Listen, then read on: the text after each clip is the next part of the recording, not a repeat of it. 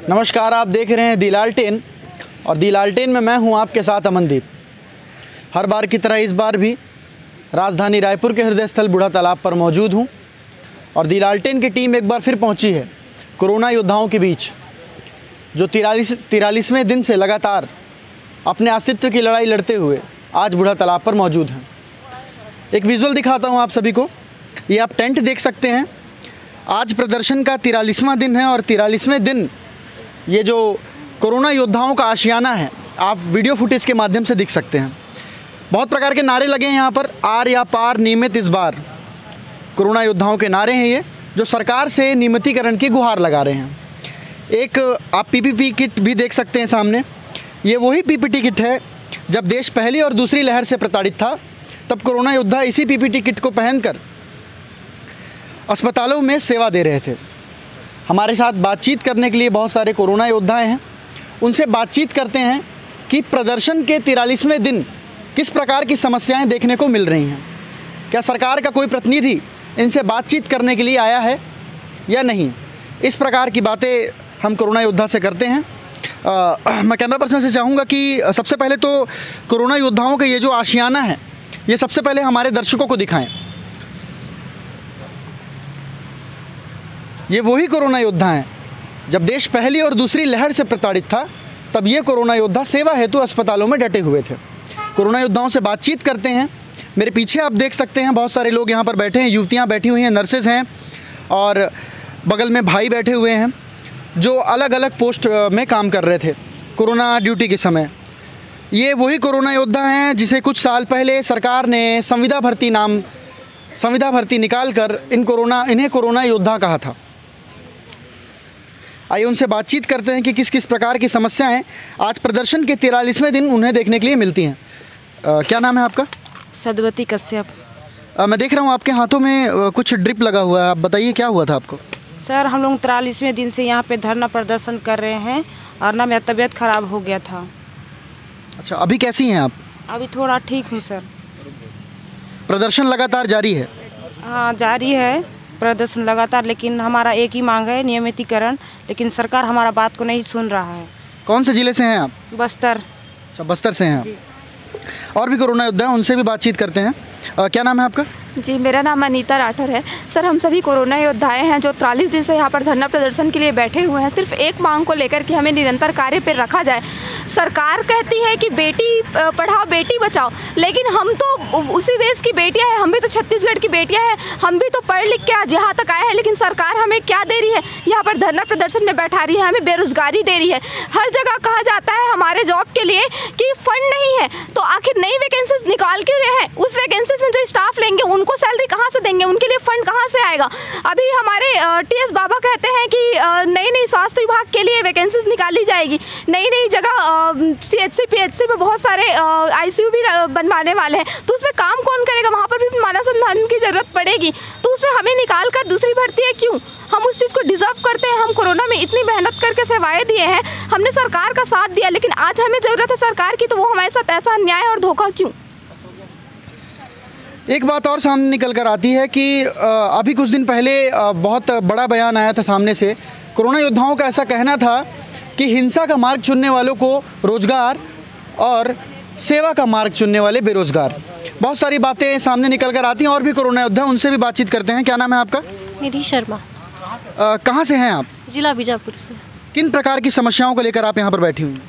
हम लोग को वही नियमितीकरण का हम लोग मांग लेकर बैठे हैं यहाँ पे। 43 डेज़ हो गया हम लोग को, अभी तक सरकार के द्वारा से हमें कोई आश्वासन नहीं मिला है। हम लोग सब, जब पहली लहर आई थी कोविड की और दूसरी लहर आई थी, तो हम सारे लोगों ने बहुत काम किया।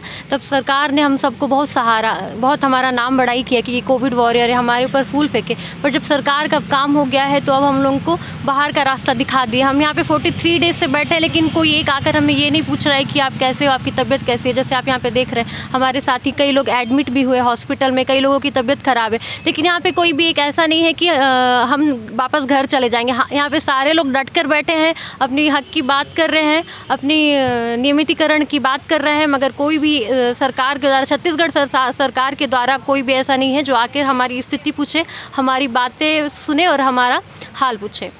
और जिला बीजापुर से हम लोग आए हैं, बीजापुर के लोग। तो बीजापुर की स्थिति कोविड जब हुआ था तो मतलब पूरे छत्तीसगढ़ की ये स्थिति थी कि बच्चों को हुआ तो माँ बाप नहीं पूछते थे, माँ बाप को हुआ तो बच्चे नहीं पूछते थे, आस पड़ोसी नहीं पूछते थे। मगर जैसे कि हम लोगों ने मेडिकल डिपार्टमेंट जो है, जैसे कि बॉर्डर में वॉरियर होते हैं, वैसे ही हम लोग ने मेडिकल डिपार्टमेंट वाले ने हम लोग ये सोचा कि हम जब ऐसे स्थिति आई है, ऐसा कोरोना आया है, तो हम लोगों ने अपने बारे में ना सोचकर, अपने घर के बारे में ना सोचकर हम लोगों ने हॉस्पिटल ज्वाइन किया। उस टाइम कोविड का टाइम बहुत फर्स्ट लहर आई थी, जब किसी को कुछ नहीं पता था कि एक्चुअल में हमको करना क्या है, टैबलेट कौन सी लेनी है, ना इम्यूनाइजेशन शेड्यूल आया था। फिर भी हम लोगों ने, सारे लोगों ने अपने घर से बाहर निकला, अपने बारे में ना सोच के, अपने परिवार के बारे में ना सोच के हम लोग बाहर निकले, अपने आसपास के लोगों के बारे, कम्युनिटी के बारे में सोचे, देश के बारे में सोचे। उस समय सरकार हमें बहुत सहारा, हमारे बारे में रोज़ मीडिया बताती थी, न्यूज़पेपर पे छपता था कि कोरोना वॉरियर ने ये किया, कोरोना वॉरियर ने वो किया। बट जब अब सरकार का काम हो चुका है, कोविड की पहली लहर, सेकेंड लहर जा चुकी है, तो अब वही सरकार हमको क्यों बाहर निकाल रही है, वही सरकार को अब हम कोविड वॉरियर क्यों नहीं दिखाई दे रहे। जब रायपुर, जो छत्तीसगढ़ की राजधानी कहलाती है, उस रायपुर के बूढ़ा तालाब के सामने हम 43 डेज से बैठे हैं, सारे कोविड वॉरियर बैठे हैं, तो सरकार को अब क्यों नहीं दिख रही, अब वो कोरोना वॉरियर क्यों नहीं दिख रहे हैं उनको, अब नहीं सहारा जा रहा है उनको, अब उनको बाहर का रास्ता क्यों दिखाया गया है। क्या थर्ड लहर नहीं आएगी? जब थर्ड लहर आएगी तो तब क्या करेगा सरकार? वो उनको भेजेंगे जो रेगुलर है। रेगुलर वाले सिर्फ 50 पेशेंट को देखते हैं, फिर भी उनके 10 ठन नाटक रहता है। हम कोविड वॉरियर बस 2 सिस्टर, 1 डॉक्टर, 1 सफाई कर्मी और 1 वार्ड बॉय, 100 पेशेंट, 200 पेशेंट को बिना कोई दर्द बताए, अपना किसी से कहे बिना हम लोगों ने वो काम किया। जब हम लोग 200 पेशेंट को सिर्फ 2 सिस्टर देख रहे थे, तब कोई हमने आके मीडिया पे किसी को नहीं बताया कि भाई हमारी इतनी सारी परेशानी है। लेकिन अब हमारे साथ अन्याय हो रहा है, सरकार हमको बाहर का रास्ता दिखा रही है, इसलिए हमको मजबूरन आके यहाँ पे धरना देना पड़ रहा है, क्योंकि ये हमारी हक की लड़ाई है। हम किसी से भीख नहीं मांग रहे, ये हमारी हक की लड़ाई है और हमें हमारे हक का जो हमारा नौकरी है, हमें नियमितीकरण चाहिए। और भी बहुत सारे कोरोना योद्धा हैं, उनसे भी बातचीत करते हैं। मैडम, आप कहाँ से? सरगुजा जिले से हूँ। किस प्रकार की समस्याओं को लेकर बैठी हैं आप? क्या मांगे हैं आपकी सरकार से? सर, हमारी बस एक ही मांग है कि हमें कार्य पर निरंतर रखा जाए।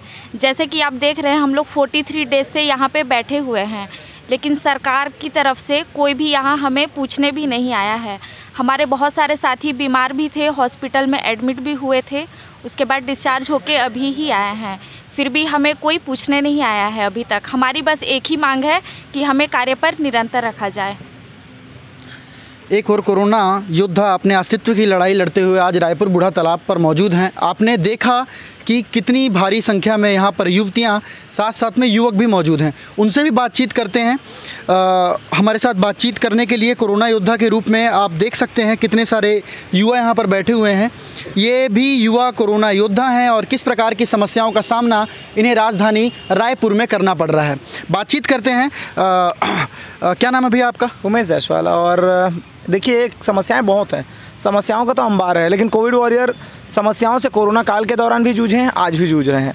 हम लोगों की बस एक ही मांग है कि जो जॉब हमें मिला था उसी जॉब को आप कंटिन्यू कीजिए। हम ये नहीं बोलते कि हमारी सैलरी बढ़ाइए, हम कोई सरकार से और एक्स्ट्रा कोई डिमांड नहीं करेंगे। बस हमारी एक डिमांड है कि जो हम काम कर रहे थे उस काम पे हमें निरंतर रखो।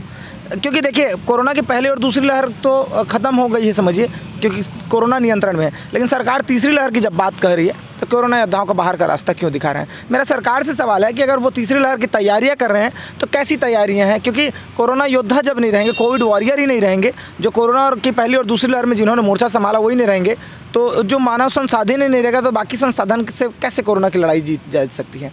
तो मैं ये लड़ाई सिर्फ कोरोना योद्धाओं की नहीं है, कोरोना योद्धाओं की तो ये लड़ाई उनकी रोजगार के लिए, उनके अस्तित्व के लिए है, लेकिन ये लड़ाई पूरे छत्तीसगढ़ के लिए है। और मैं चाहूँगा कि छत्तीसगढ़ के हर कोई शख्स हमारा साथ दे, क्योंकि देखिए अभी पहली और दूसरी लहर में आप देखें कैसे तांडव मचा था। दूसरी लहर में कईयों ने अपनों को खोया है, और अगर भगवान ने अगर तीसरी लहर आए, लेकिन अगर तीसरी लहर जब आ गई तो फिर कैसे करेंगे बताइए। तो उस दौरान तो फिर लोगों में हाहाकार मच जाएगा ना। तो ये लड़ाई छत्तीसगढ़ वासियों के लिए भी, उनके सेहत के लिए भी है। तो मैं तो चाहूँगा कि छत्तीसगढ़ के हर कोई हमारा साथ दे, और ये हमारी रोजी रोटी की लड़ाई है, साथ ही साथ हमारे रोजगार की लड़ाई, लेकिन ये पूरे छत्तीसगढ़ के लोगों के स्वास्थ्य को लेकर भी एक लड़ाई है। तो सरकार भी पक्ष विपक्ष के साथ आम जन भी हमारा साथ दे और कोरोना योद्धाओं का आवाज़ भी बने और हमारी मांग को जल्द से जल्द पूरा करें। और भी कोरोना योद्धा हैं, उनसे भी बातचीत करते हैं। भाई साहब, कहाँ से, क्या नाम है आपका? मनोज कुमार महंत, रायगढ़ डिस्ट्रिक्ट से। मनोज जी, क्या समस्याएं हैं कि जब देश पहली और दूसरी लहर से प्रताड़ित था उस वक्त आप अस्पतालों में डटे हुए थे, लेकिन आज सरकार ने आपको बाहर का रास्ता दिखा दिया है, क्या कहना चाहेंगे आप सरकार को? सर, हमने जो है पहली और दूसरी लहर हमने डट कर सामना किया, अपना हर चीज़ न्यौछावर कर दिया, अपने हमारी जिम्मेदारी जो थी वो मतलब अपना कर्तव्य जो था वहाँ का ड्यूटी को उसको सही तरीके से निभाया। लेकिन सरकार हमें इस मतलब यहाँ धरना देने पर मजबूर कर दिया है। ये वो हमारी संवेदनाओं को समझ नहीं है, सरकार समझ नहीं रही है। हमारी मांग तो कोई बड़ी नहीं है सरकार के लिए, ये हमारी मांग है नियमितीकरण के लिए, तो सरकार को भी समझना चाहिए। और हमारी संवेदना आज देखिए, हम लोग आज 40 दिन से यहाँ जो इसने स्ट्रगल कर रहे हैं, बास में डंपिंग यार्ड है तो वहाँ भी इतने सारे मॉस्किटो वगैरह आते हैं, ये सब चीज़ समस्याएं जो है, बहुत सारी समस्याओं का सामना करना पड़ रहा है हमारे कोरोना योद्धाओं को। और गत दिनों में जो है हमारे कई बहनें जो है एडमिट हुए हैं ये अस्पतालों में। मैं भी मतलब फीवर था, मुझे सर्दी था, खांसी था, बहुत सारी समस्याओं का सामना किया, लेकिन मैंने अपनी हिम्मत नहीं हारा। मैं यहाँ डट कर सामना किया यहाँ पे, जब तक कि मुझे नियमितीकरण जब तक नहीं मिल जाए तब तक मैं यहाँ से नहीं जाऊँगा मैं। और मैं सरकार से बस इतना ही बोलना चाहूँगा कि हमारा जो मांग है वो जल्द से जल्द पूरा किया जाए। ये कछुए की चाल चलने का समय नहीं है हमारा, ठीक है। मैं सरकार से इतना ही बोलना चाहूँगा कि हमारा मांग जल्द से जल्द पूरा किया जाए, ना कि कछुए की तरह चला जाए। और भी बहुत सारे कोरोना योद्धा, उनसे भी बातचीत करते हैं, क्योंकि सबकी अपनी अपनी अलग अलग परेशानियाँ होती हैं। और ये जो कोरोना योद्धा हैं छत्तीसगढ़ के कोने कोने से आज रायपुर में प्रदर्शन करने के लिए मौजूद हैं। भाई साहब, आपका नाम? मेरा नाम हलदर मौर्य है और मैं बस्तर डिस्ट्रिक्ट का हूँ।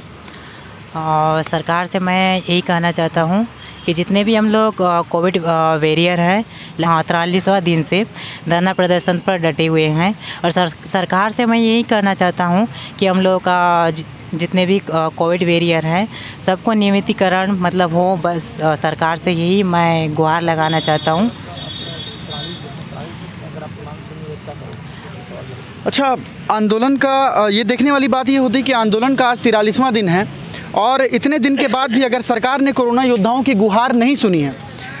हम बातचीत करते हैं कि अगर 43 दिन प्रदर्शन करने के बाद सरकार ने आप लोगों की मांग नहीं सुनी है, आगे की क्या योजनाएं हैं आप लोगों की?